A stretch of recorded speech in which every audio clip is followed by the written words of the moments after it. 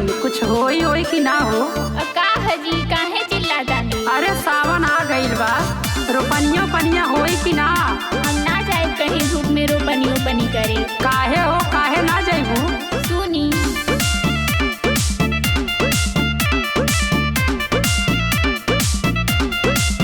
धान रोपे नाही जाइब हम खेत में पिया, धान रोपे नाही जाइब हम खेत में पिया। लइका दबे लागी हमारा पेट में पिया, लइका दबे लागी हमारा पेट में पिया। लगलू बहाना करे।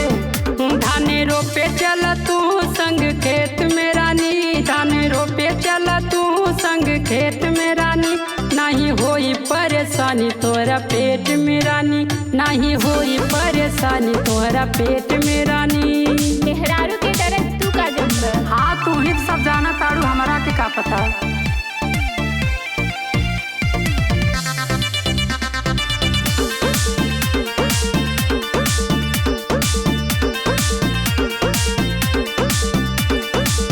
डॉक्टर जी कहेलन कि कर आराम हो, नहीं तो हो जाइबू मैडम परेशान हो।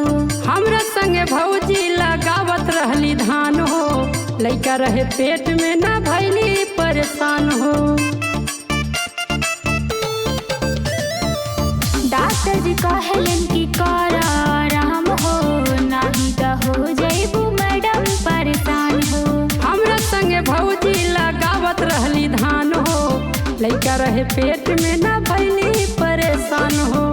जातानी सोए अब हम बेड पे पिया, जातानी सोए अब हम बेड पे पिया।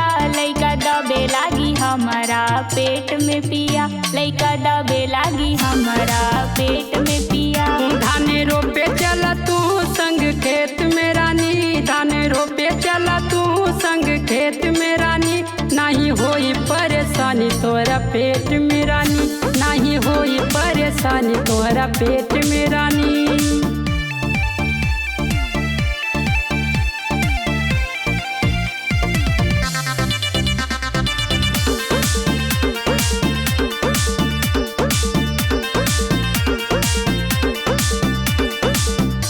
अवधेश पिया हम हो परहेज में, दिहले बाड़े पापा हर सामान हो दहेज में। मिला नहीं हमके दहेज में धान हो, होत बानी धनिया हम अकेले परेशान हो। अवधेश पिया हम हो परहेज में, दिहले बाड़े पापा हर सामान हो दहेज में। मिला नहीं हमके दहेज में धान हो, होत बानी धनिया हम अकेले परेशान हो।